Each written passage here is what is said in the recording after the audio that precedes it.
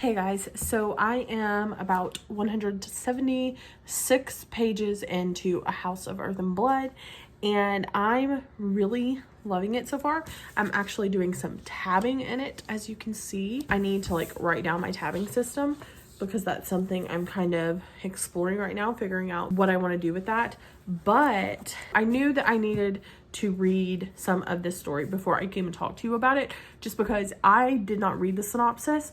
I knew a little bit about what happened and who our characters were and kind of what to expect from them as far as their personality goes, just based on what everyone else has been saying about the story. I didn't know the overall plot or what to expect. There is something sticky on my book and I'm freaking out about it. I don't know if you can see it right there. Anyway, so what I knew about this story before going into it was that we would follow Bryce and Hunt. So far, they have both been introduced, and I knew that the first 100 pages were going to be very heavy on the world building, and so that's part of the reason I knew that I wanted to read quite a bit of this before I talked to you about a synopsis.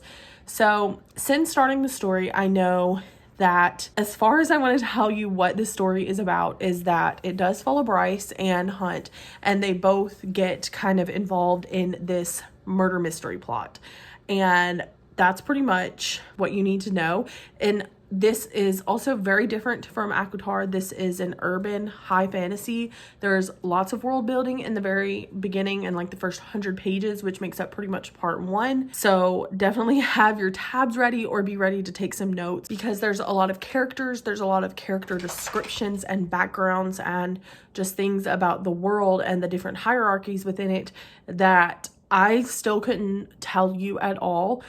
There's even some graphics that people have made for you to go back and look at the different hierarchies and what makes up this world. And two, this world also has a lot of fantasy elements in that there are all different kinds of creatures. There's not just the fae. There's also werewolves and vampires and witches and all kinds of different fantasy creatures. If you have encountered it in a fantasy book, it's probably mentioned in here that it exists. For me so far, the first 100 pages were pretty slow just because I was taking everything in, but it still has that feel of a Sarah J. Maas book where you really love the characters. That's what I'm finding so far. I really love Bryce as a character. She's really badass and just speaks her mind and takes no crap from anyone.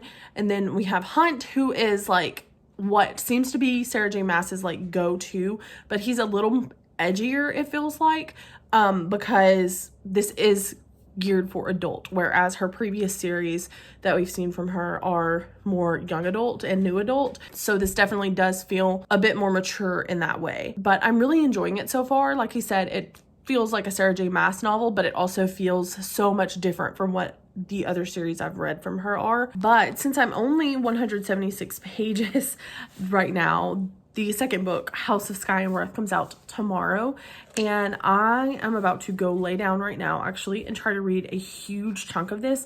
I pre-ordered from Amazon my copy because I was hoping that it would get here tomorrow on release day, but my shipping tracking information is saying it won't be here till Wednesday, which I guess is a good thing because I'm hoping I can finish this by tomorrow. That's very questionable because I do have to work tomorrow, but I'm hoping that I can utilize every extra spare minute I have to knock this one out. I'm very excited to get into it because everyone just has such strong reactions to it. They say it's a heartbreaking novel, and I am ready to be emotionally destroyed. I'm also really interested to see what the romance aspect looks like in her more adult novels, because obviously I've read A Court of Silver Flames and that really goes there as far as that romance part. So I'm very interested to see what it looks like in here because I really do love the dynamic between our two main-ish characters so far. So that is just what I'm thinking so far. I'll definitely have more frequent updates as I read more of this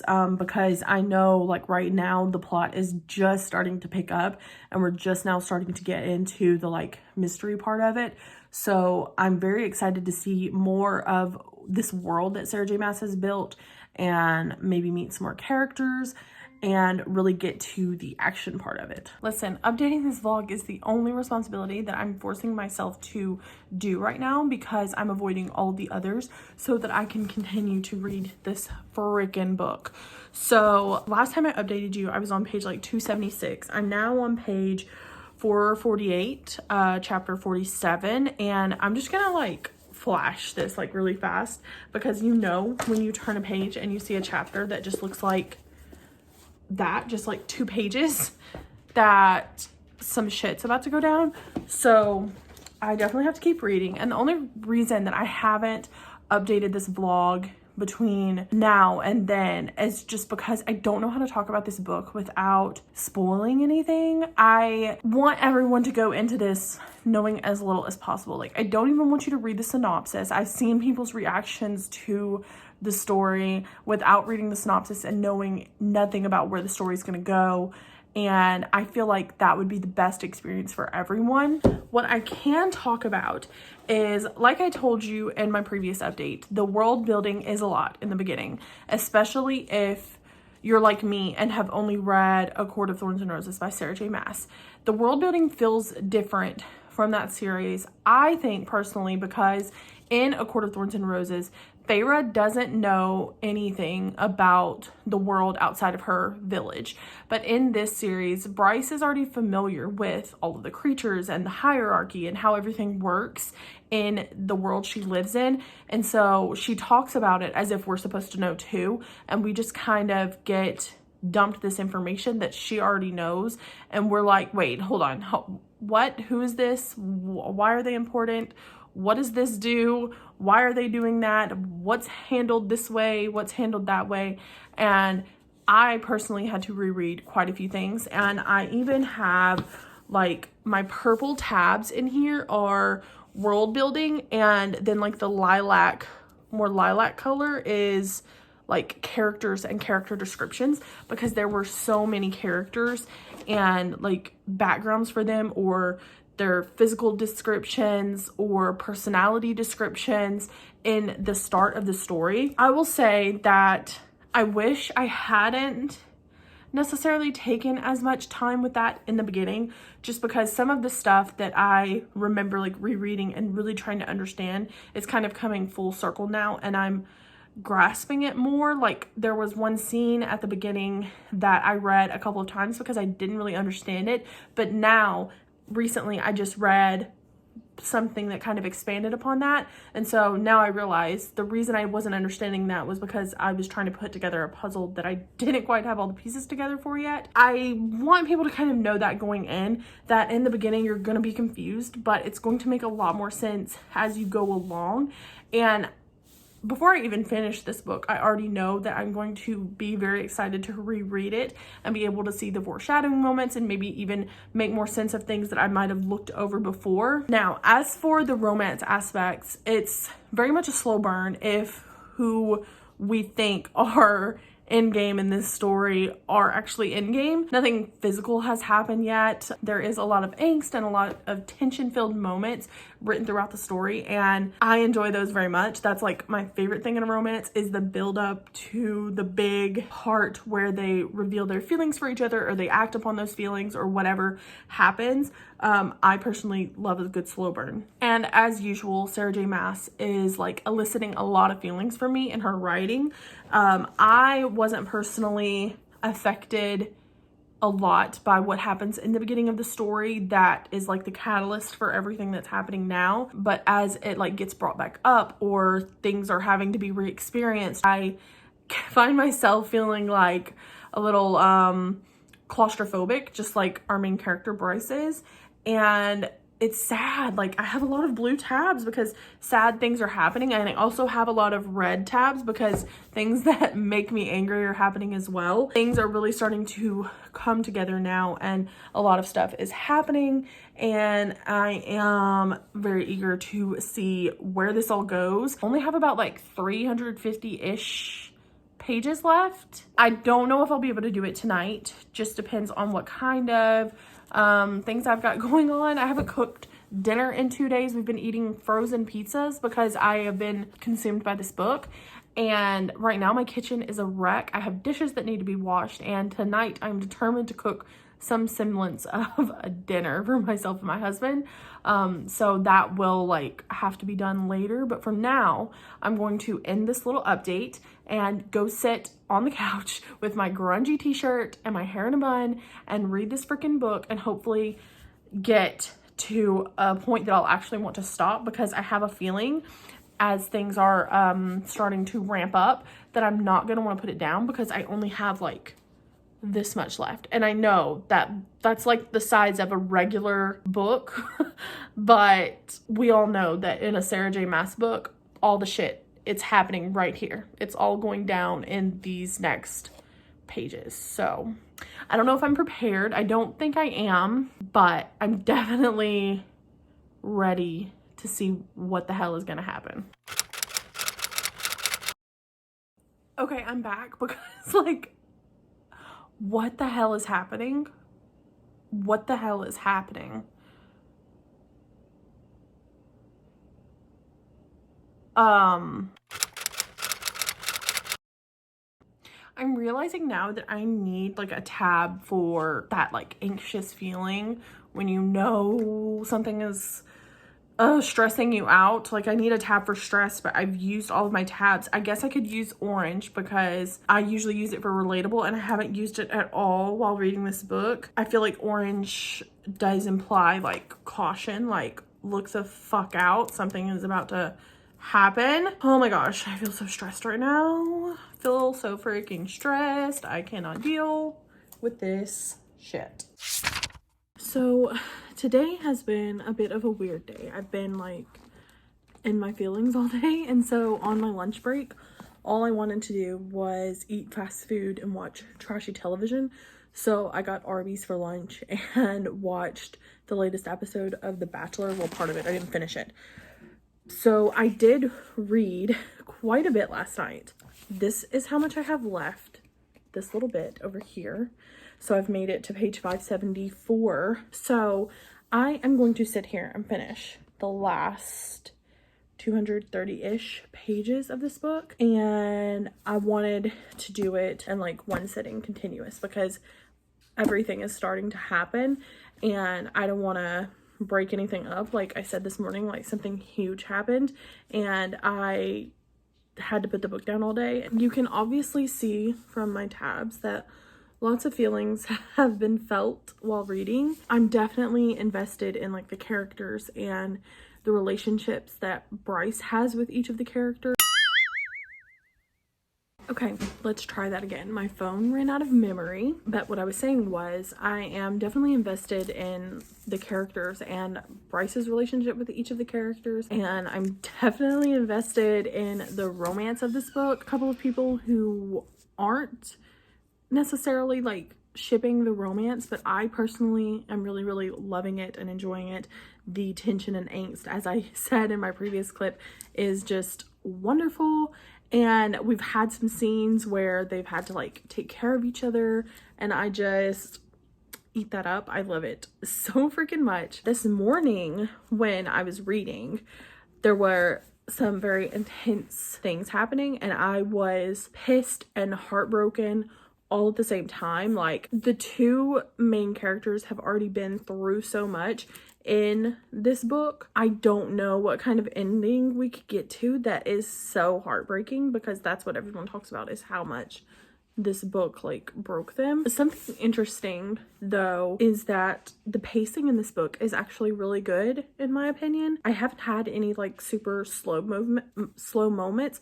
Obviously in the start of the book I was a little slower just because there's so much to take in, but it's not necessarily because the pacing of what is happening in the story is slow or confusing or anything like that. For this to be an 800-page book, it's kept me engaged the entire time.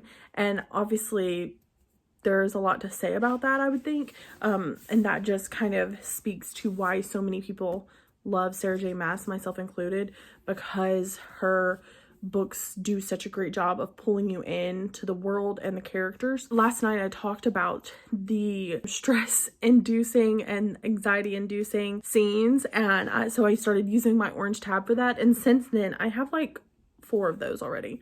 Because, like I said, there's just been stuff happening through the entire book. And there's been some very shocking things revealed as far as the mystery goes.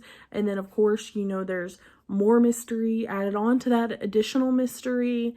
And I just have no idea where she's gonna take us by the end of this book. I'm very glad that I have the second one on standby. I actually have it right behind the camera, ready to open, because I have a feeling I'm going to want to pick it up as soon as I finish this. Okay, so I've officially made it to page 600, and holy crap, there's no way that it's what it seems. What just happened? It can't be what it seems. There's more going on than what we're seeing at the surface level. Gotta be. But something I did want to mention that I didn't really talk about is how I always really enjoy the way that Sarah J Maas like writes grief in her characters and like the mental health representation. She always does a really good job of making you feel what her characters are feeling and empathizing with them.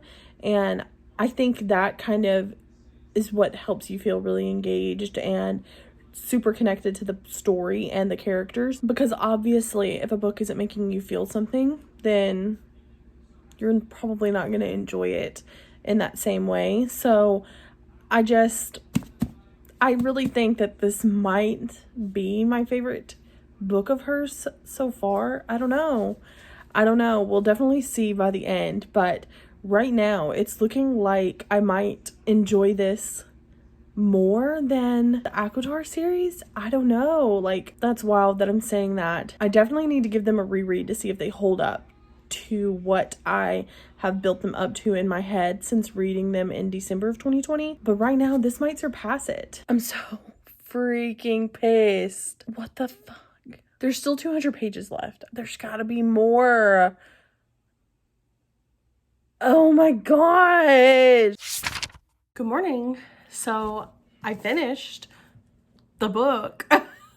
Look at all of these feelings. Wow, I most definitely gave this 5 stars. So I'm going to be getting ready to go to town with some friends today for one of their birthdays, and so I'm gonna do my makeup while I talk to you about my thoughts on this. I did not start Sky and Breath yesterday simply because it was late by the time I finished this, and I wanted to get a good night's sleep, and I also wanted to make sure that I was going into it with like a clear mind and not sleepy and stuff. I still haven't opened the box. I could not put this down in the last like half of the book.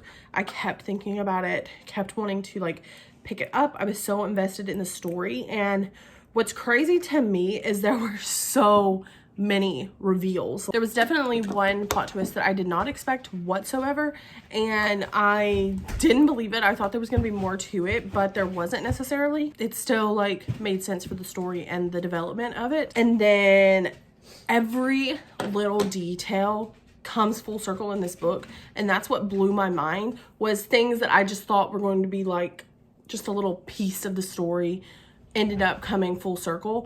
I don't know. I just haven't read like a whole lot of stories that have necessarily done that. I can't even imagine how like Sarah J Maas's brain was working in the story, because there were things that I didn't necessarily forget about, or I had kind of stopped thinking about, and then they popped back up again. And it was wild how it happened, and it all made sense.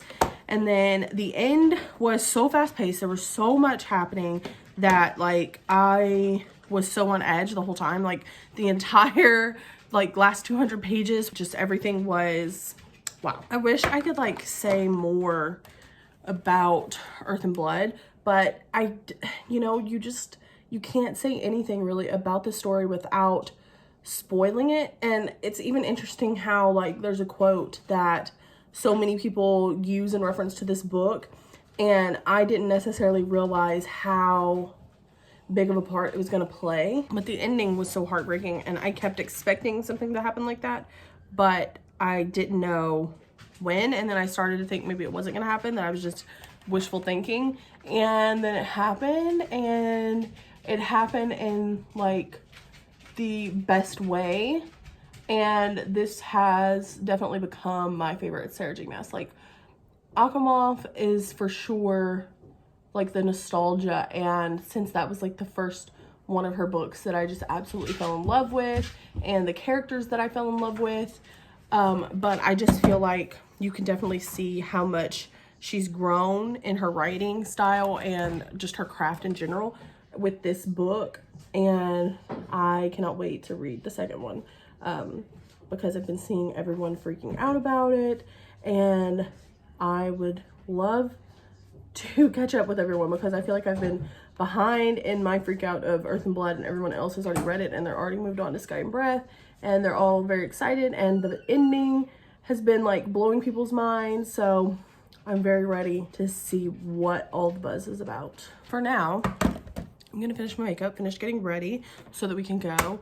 And next time I see you guys will be after I've read a little bit of Sky and Breath.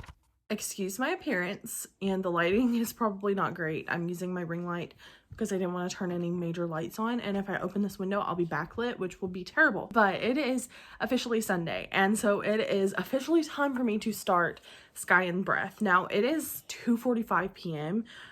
We woke up kind of late. I spent time with my husband before he had to go to work. I spent my morning watching Mel's sprints where she was reacting to the end of Sky and Breath. And then I watched Becca's videos where she was talking about her theories. And I'm really glad that I watched those because it made me think about some threads that weren't necessarily closed up that I believe are going to be a big part of Sky and Breath. And I'm very excited about that. I'm very ready to get into this book and see how those kind of loose threads do tie in and where everything is going to go. Yeah, let's just go ahead and open this.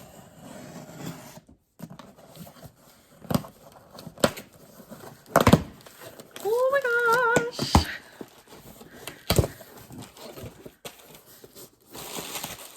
Ow.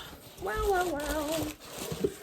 Oh my gosh. What? It looks so much bigger, even though it's shorter.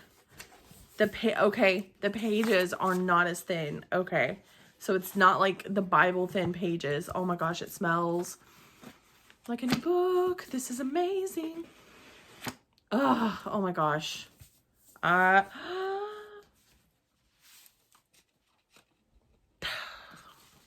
Wow, wow, wow. I know a lot of people didn't care for the cover when it first came out, but I mean, I like it. I think it's really pretty. Wow, I cannot wait. I have like my tabs here. These are the tabs that I was using, and I'll link these below if anyone is interested, in House of Earth and Blood.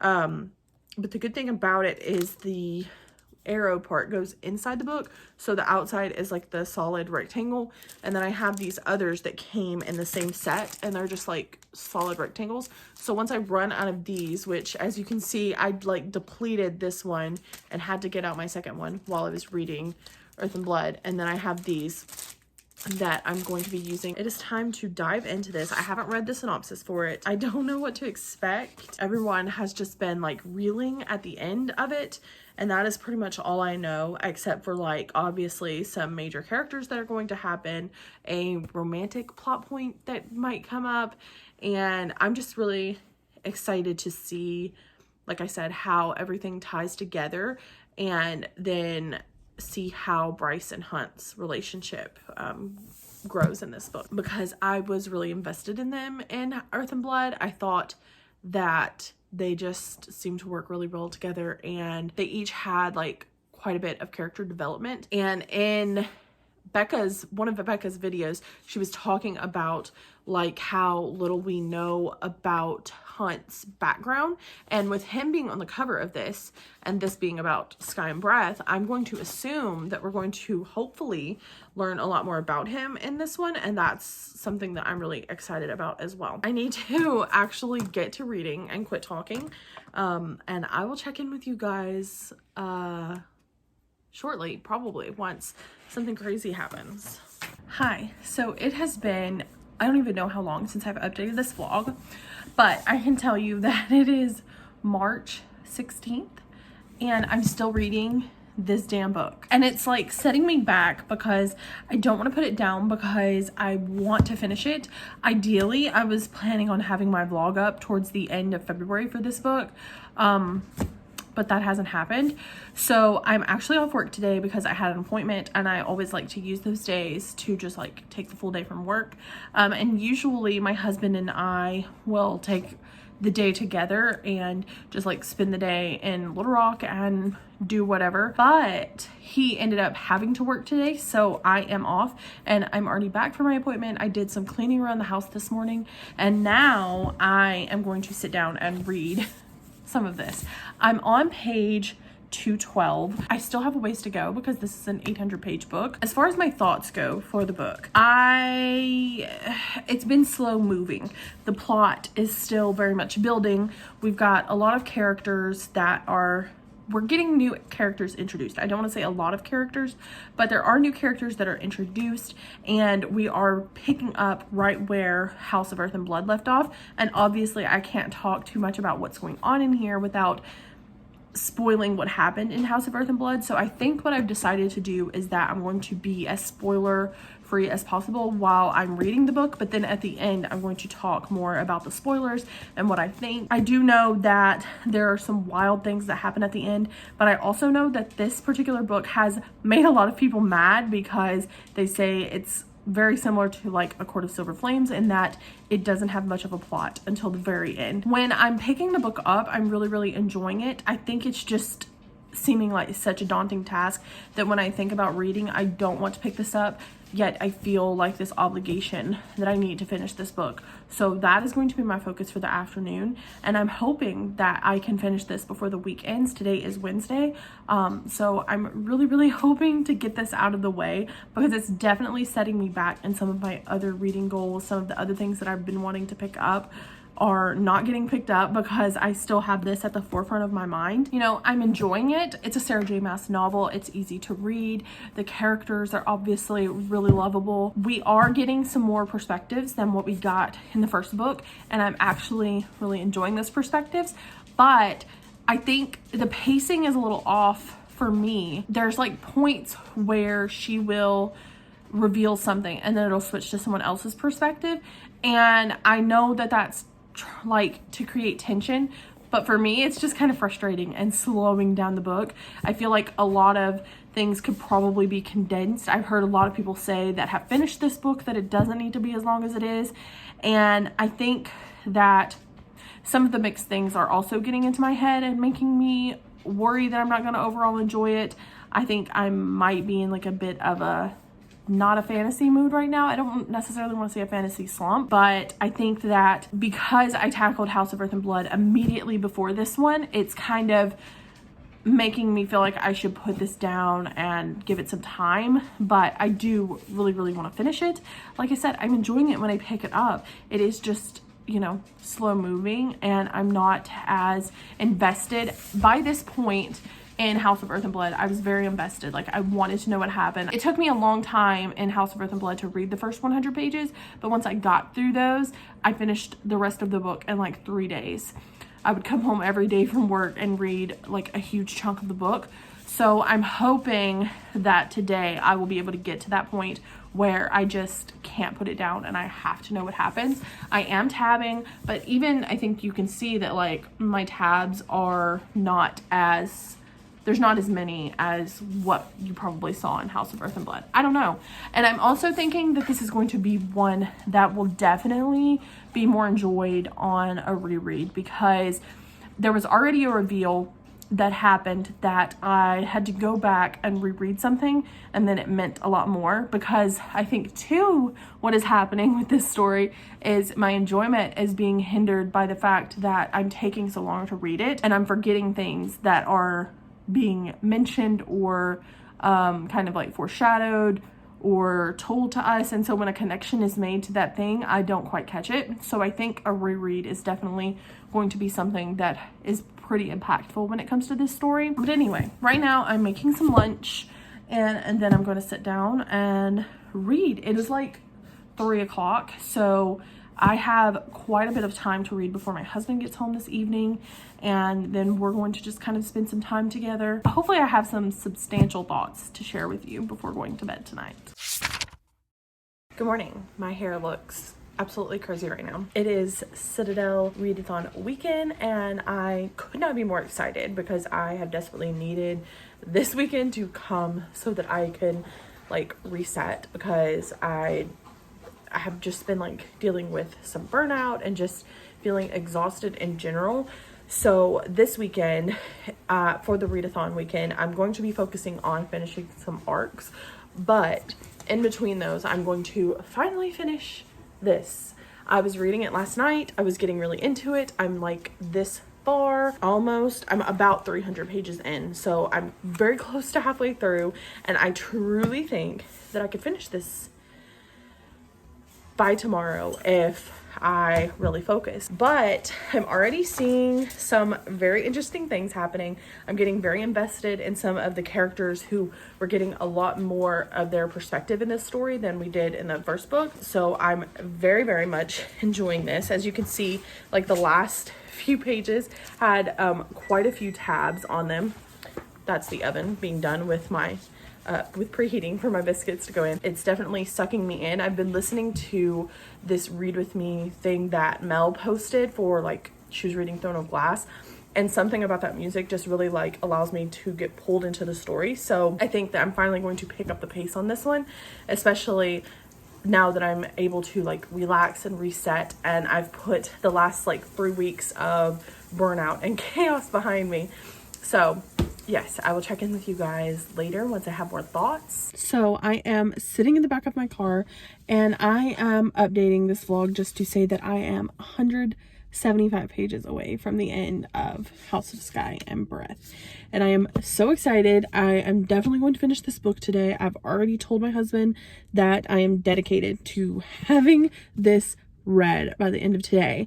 Some things have been happening.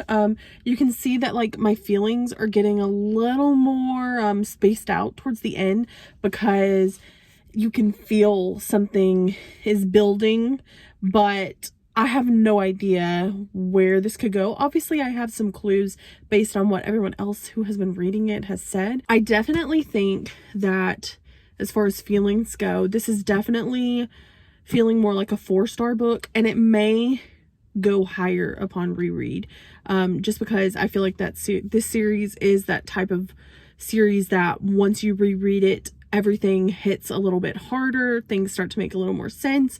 So I'm really looking forward to rereading this when the 3rd book does finally come out. As far as the series goes, I think these are some of my favorite characters that Sarah J. Maas has written. I just love like the character dynamics, and I also really love the world. I guess because it just feels a little bit more urban, it's easier to relate to, and in a way it's easier to digest as well, because we're already familiar with a lot of things that are happening in the story or that take place. It's so hard to talk about this book because not a lot happens in this. It's very much a filler book. It's very much building up to something a lot larger.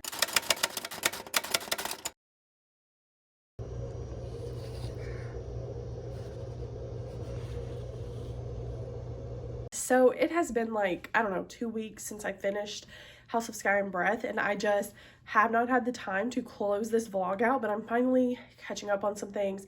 So I wanted to route back around here and come to you with some thoughts. So since I did a cumulative vlog with both House of Earth and Blood and Sky and Breath, I figured I would first talk to you with like my non-spoilery thoughts as far as wrapping up Sky and Breath go, and then I'm going to get into some spoilers about both books, because with the way that Sky and Breath ended, I mean, theories are necessary, and I just want to talk about this with somebody. I like binged a bunch of people's vlogs and stuff, so I'll be sure to like link those below if you're interested in them. I have like 3 pages of notes up here on my laptop. I'm just gonna like drag this over here, and I'm gonna try my best not to like stare at it, but I don't know. So as far as like non-spoilery thoughts for House of Sky and Breath go, it obviously took me a while to read this one. The pacing in it was really, really slow. I feel like there wasn't a lot of action packed into it as there was with Earth and Blood, and this one also really, really lacked like the same emotional punch as Earth and Blood. So I almost feel like you could even read House of Earth and Blood in its entirety and be satisfied with that. I mean, there's still a few things there that don't get wrapped up that carry on through Sky and Breath, but I feel like for people who did really enjoy that and require something that is a lot faster pace and also really enjoyed like the emotional and romance aspects of Earth and Blood, I don't know if I would recommend continuing on with Sky and Breath, just because I know like the reviews have been very mixed with this one, just because the pacing and a lot of things feel different with this story than with the first one, including the romance between Bryce and Hunt. Like, their chemistry just did not feel the same. At first, I was really enjoying it. Like, I even have like several tabs here at the beginning, and I think you can kind of see my journey with this because it's very like cluttered at the beginning, and then my tabs kind of start getting spaced out because I wasn't as zoned in on everything that was going on. But at the beginning, we get a lot of really great moments as Bryce and Hunt are dealing with the aftermath of everything and trying to kind of live what they could know as a normal life. And it was really nice to see those aspects. But then as the story went along, it just didn't feel the same as it did in Earth and Blood. I just did not feel the chemistry between the two of them. I don't know, it just threw off the vibe, and I was worried that maybe it was just me, but I've seen that a lot of other people have felt the same way. Let me know how you feel about their chemistry in this book, because like I said, for me it just wasn't working, and I don't know if that was intentional or if, I mean, it's hard to think that it's intentional, right? Because Sarah J. Maas writes such great romance with her characters. So I don't know, that alone just feels so important that I feel like I should mention it. We also get some new character points of view in this one, and I was really excited about them in the very beginning, but one of the characters' points of view later becomes super boring. I was not interested at all. I think that it is going to be a setup for future books, and I think that's why it was put in there. However, another character's point of view I did really enjoy, and I wish we would have got more of it and more insight into him as a character. We got Ruhn's point of view yet again, and as always, Ruhn's storyline carried me through. The chemistry in his storyline was off the charts and so much better than whatever we were seeing with Bryce and Hunt. Something that I didn't see coming was the ending. I knew something big was coming, and I thought that it was going to go in a different direction based on what everybody was saying. And then when it happened, it just blew my mind. I did a little clip where I reacted like right after I read it. I wanted to get my reaction on camera live, but I didn't have enough memory on my phone when I was reading. So I just did like a little clip with me reacting immediately after. And that is like pure and true. Even now when I talk about it, I just can barely contain myself. I cannot freaking wait until the next book, and I cannot believe that we're going to have to wait like 18 months before it comes out. I'm just blown away by the end. There are still like a lot of loose ends that weren't tied up in this story. There's so many places that this story could go in the future. That's why I feel like I need to talk about spoilers. I think now I'm going to jump into spoilers for House of Earth and Blood. Obviously, I read this one a long time ago, but I did take a few notes more recently about my thoughts on this one. The like reveals about Danica and the Pack of Devils and stuff like that just really had a huge emotional impact on me. That storyline alone in this story felt really impactful. Like the way that helped with Bryce's growth is something that really comes through in this story. And then like I said, Hunt and Bryce's chemistry in this story is so much better. I was rooting for them so much in this particular story because it's really a slow burn read. At first they don't even seem to like each other. They're really annoyed with one another, and you just can sense the chemistry between the two of them. So I really enjoyed that, and it definitely kept me turning pages to see what would happen between them next. I can definitely say that I was a little confused with the world building in here because there is just so much going on, and even Bryce's like powers herself and the history behind them was still very confusing, and that's something that's obviously explained a little bit more in book 2, but I feel like the world building in this book was way heavier, and it did take me a while to like really grasp exactly what's going on. And there's still like hierarchies in here that I still could not fully tell you. I think this is going to be one of those stories where upon reread I will definitely be seeing more things that I didn't catch the first time. This one just felt like the stakes were a lot higher than book 2, just because we already knew that Danica and the Pack of Devils were dead, and they died like in this really, really brutal way. I mean, it was described, and we saw what this demon did to them. And then Bryce gets thrust into this mystery because the murders have picked back up, and the stakes just seem so high because she seems like she's in danger. It all seems to kind of revolve around her. And I think that's what was really gripping in this one, because the pacing was just so much faster, revolving the mystery of Danica and the secrets that she was keeping from Bryce, and the who was doing all the killings. And there were just plot twists after plot twists throughout pretty much the entirety of the book. I think that the pacing in book 1 was a lot better in my opinion. With that being said, in book 2, I have so many spoiler thoughts, because obviously this, before we even get into the ending, I have to really pay attention to my notes, or I'm going to go off on a tangent. The stakes in here did not feel high. Even with the prologue, I zoned out because it was totally different characters than what we had known previously. And so later there was the reveal about Cormac being whatever, the agent, I don't even remember his agent name. It didn't even register. And so once I realized that those characters from the prologue were going to be a lot bigger portion of the plot in here, I went back and skimmed it again, and that's when it registered to me, oh, this was supposed to be something I was supposed to be shocked about, but I didn't even realize it. And we also get an addition of a lot of new characters in here, and most of them and their involvement with the rebels and Murdoch and the Hind and the Harpy, and even Ephraim's archangels coming over. We're supposed to feel this sense of dread, because these are supposed to be dangerous people who are encroaching on Bryce and Hunt's territory, and it just never felt as high stakes. I don't know if that's just because we hadn't necessarily witnessed the actual danger that these people would put them in, or the things that they actually had, the crimes they had actually committed, or the horrible things that Hunt had witnessed them do in the past. I never just really felt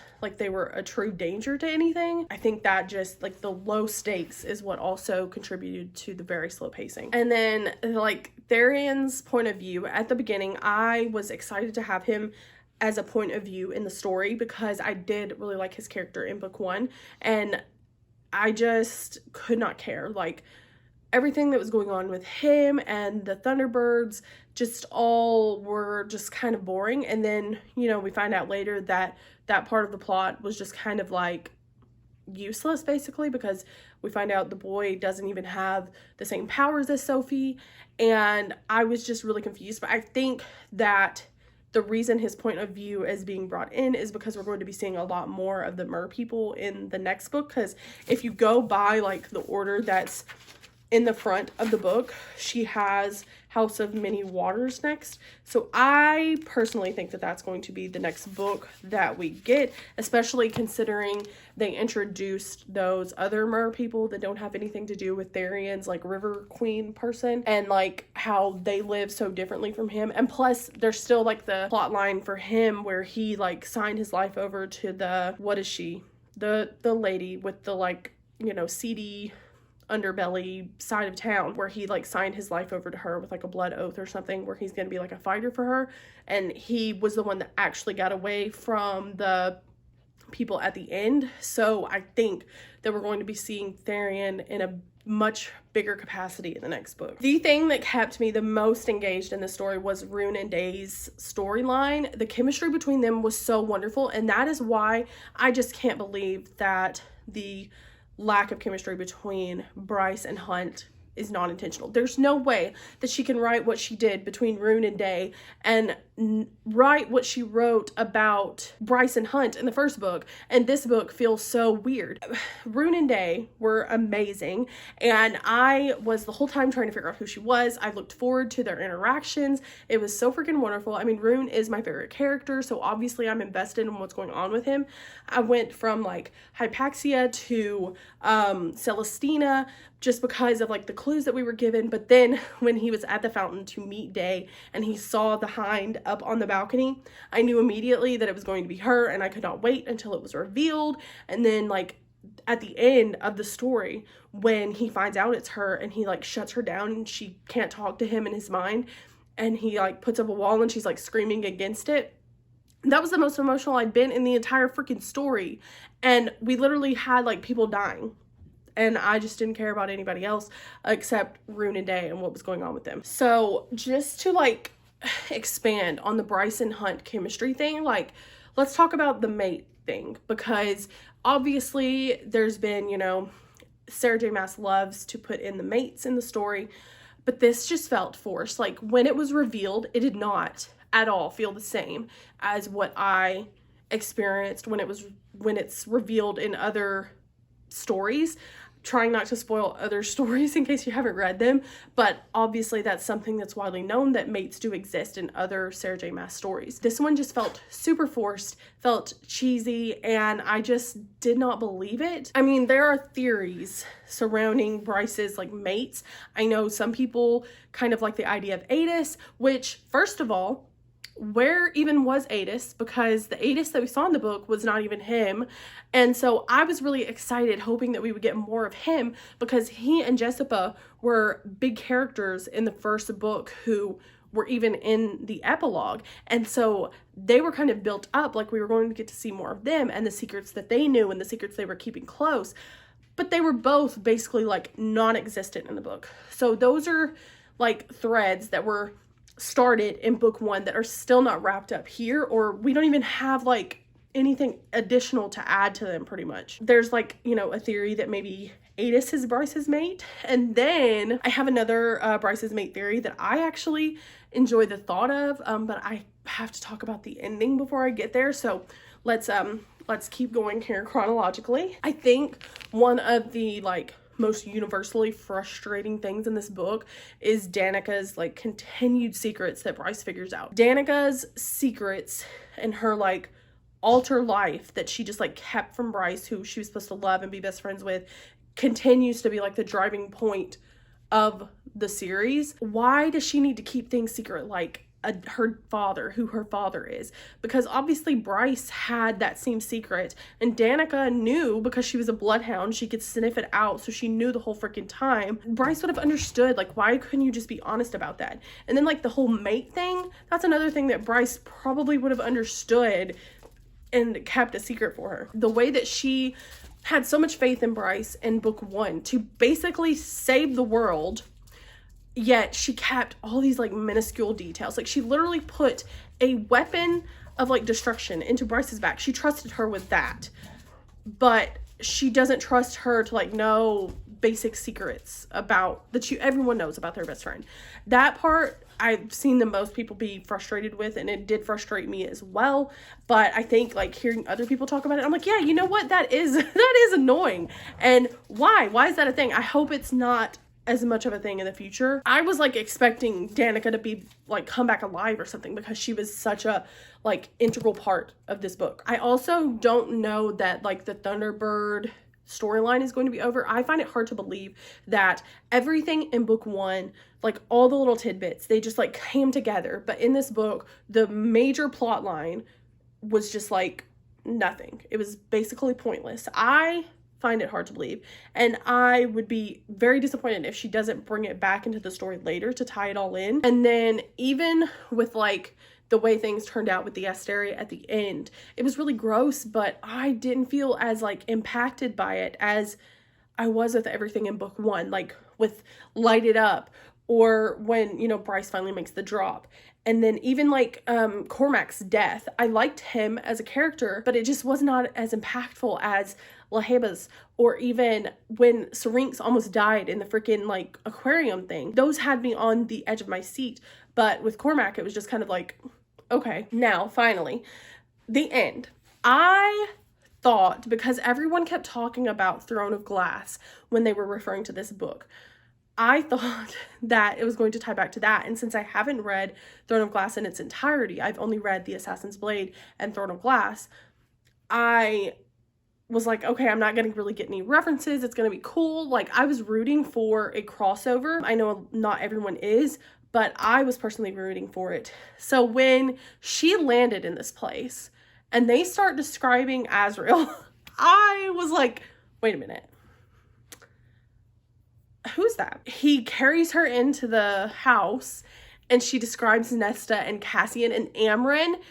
And like now we have like proof that Amren and Fury look similar. And there's all those kinds of theories like maybe they are the same, whatever they are, because Fury is still a mystery in and of itself. And obviously Amren is too. We have no idea what Amren even is. That is going to definitely be something that's explored in the future. And then in come Farrah and Rhysand. And that last sentence, hello, Bryce Quinlan. My name is Rhysand. I died.